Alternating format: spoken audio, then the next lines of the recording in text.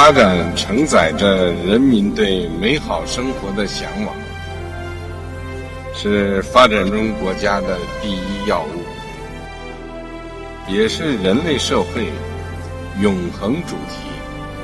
国际社会要以天下之利为利，以人民之心为心，推动发展问题重回国际议程的核心。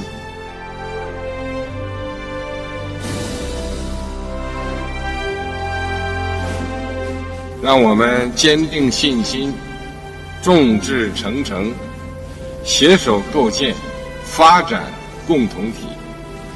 不让任何一个国家在世界现代化进程中掉队。